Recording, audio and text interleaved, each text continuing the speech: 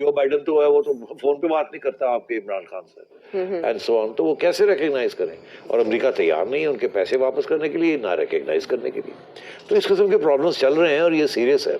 इसीलिए वो अब लेट्स डिस्कस दैट, वो शेख रशीद साहब ने जो बात कही है कि अब जो टेररिज्म है जी, वो टीटीपी की इस्लामाबाद में, जी, और वो जिम्मेदारी कबूल की। असल में जो इस्लामाबाद में अटैक हुआ उसकी जिम्मेदारी टीटीपी ने कबूल की है। तो बस फिर अब आप देख लें कि इस्लामाबाद में टेररिज्म आ गई है और शेख रशीद साहब कि ये वाकयात बढ़ सकते हैं, कि ये वाकयात बढ़ सकते हैं जी, और वहाँ सिक्योरिटी लोगों को अटैक किया जा रहा है।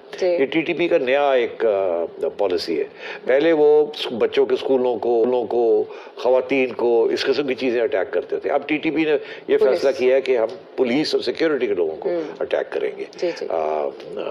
और वही वो कर रहे हैं। और ऑब्वियसली चाइनीज जो चाइनीज जहाँ प्रोजेक्ट्स उनको रोकने की कोशिश कर रहे हैं, it become a very serious matter. Chinese very upset. Talks खत्म हो गई, जो सीज फायर की बात की जा रही थी खत्म हो गई, और इसमें कोई हेल्प नहीं अफगान हुकूमत ने किया। और मैं आपसे ये कह रहा हूँ, मेरा ख्याल है कि अब हमारी तरफ से कुछ उस किस्म की मिलिट्री एक्टिविटी भी होगी जिसके साथ और भी इश्यूज तालिबान के साथ बनेंगे। अब आप पूछें क्या, मैं आपको बस इशारा कर देता हूँ, ये इन्वेस्टमेंट है। अभी आपने देखा खुरासानी अटैक में उड़ गए ना। मेरा ख्याल है कि हमारी तरफ से भी अब कुछ इस किस्म की एक्टिविटी होगी, उनके जो लीडर्स है उनको टारगेट किया जाएगा, क्योंकि वो कर रहे हैं आपको जी, वो क्रॉस करके आ रहे हैं और कर रहे हैं और आप चुप करके बैठे हुए हैं यहीं, वो जंग यहाँ लेके आ रहे हैं जी। तो ये होता है, ये इंटेलिजेंस एजेंसियाँ मिलिट्रीज काउंटर करने के लिए फिर खुफिया ऑपरेशंस करती हैं। अमेरिका करता है, बरतानिया करता है, फ्रांस करता है, जो मेन ओपोनेंट्स होते हैं उनको टारगेट करके एलिमिनेशन के टैक्टिक्स होते हैं।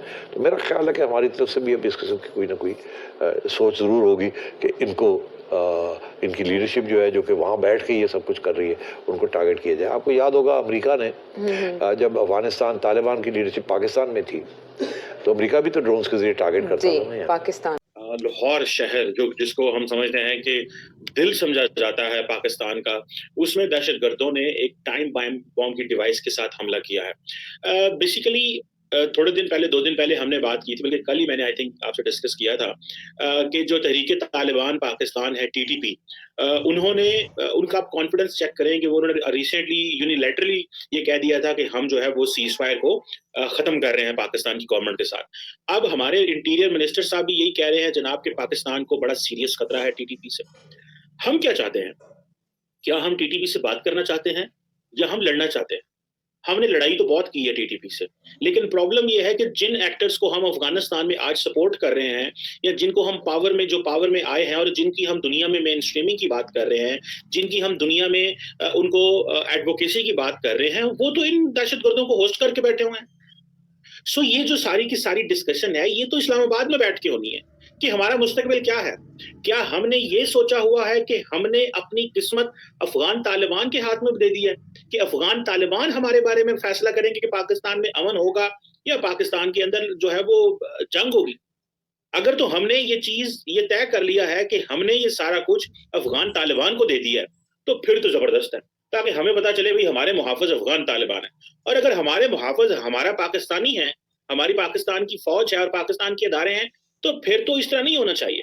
अब देखिए कि पंजाब के अंदर 2020 के अंदर पंजाब के अंदर सिर्फ और सिर्फ 7 अटैक्स हुए थे, जिसमें 5 लोगों की जानें गई और 59 जख्मी हुए। अब पंजाब और इस्लामाबाद में नॉर्मली चीजें पुरसुकून रहती हैं, यहाँ के सिक्योरिटी अपरेटस बड़ा स्ट्रांग है, बाकी सूबों में भी सिक्योरिटी अपरेटस बड़ा स्ट्रांग है, लेकिन खैबर पख्तूनख्वा में थोड़ा लूज है, बलूचिस्तान में उससे ज्यादा लूज है। लेकिन दहशतगर्दों को एक चीज का पता चल गया है कि हेडलाइंस बनेगी पंजाब और इस्लामाबाद की। सो वो काम करो। 2 दिन पहले इस्लामाबाद में होता है, फिर ये लाहौर में होता है। इसका मतलब क्या है? इसका मतलब यह है कि हम थोड़े से सोए हुए हैं, हम थोड़े से जिसे कहते हैं ना ख्वाब गफलत में हैं। हम निकल पड़े हैं इंटरनेशनल एडवोकेसी का प्लान लेके तालिबान का, और घर में उन्होंने जिन लोगों को होस्ट करते हैं, जिनको तालिबान होस्ट करते हैं, वो हमारे घर में घुस के हमारे लोगों को मार रहे हैं। अब ये आपको याद होगा जब हुकूमत पाकिस्तान ने कुछ अर्सा पहले with the support of the Afghan Taliban ये फैसला किया कि जनाब हम जो है वो डायलॉग करेंगे, ठीक है जी। अब हुआ क्या कि अफगान तालिबान ने भी हमें एश्योरेंस दी।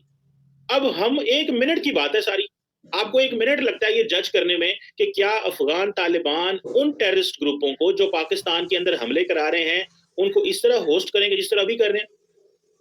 اگر پاکستان نے جسے وہ کہتے ہیں کہ جسے وہ کہہ رہے ہیں کہ ہم نے یہی فیصلہ کر لیا ہے کہ ہم ساری کی ساری پالیسی امید پہ رکھتے ہیں، وہ کہتے ہیں نا hope is not a policy, یہ تو ہمیں پتہ چل گیا، تو کیا ہم نے صرف ہوپ رکھی ہوئی ہے، امید پہ قائم ہے؟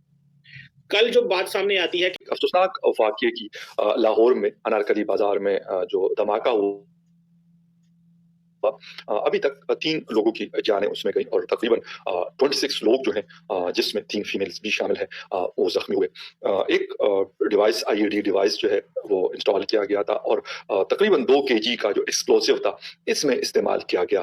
گزشتہ میری ویڈیو یقیناً آپ نے دیکھی ہوگی، جو 1 دن پہلے میں نے اس کے اندر کچھ باتیں کی کہ ایک نئی ویو چل رہی ہے پورے پاکستان میں، مختلف علاقوں کو، مختلف سٹیز کو، مختلف جگہ پہ مختلف لوگوں کو اٹیک کیا جا رہا ہے۔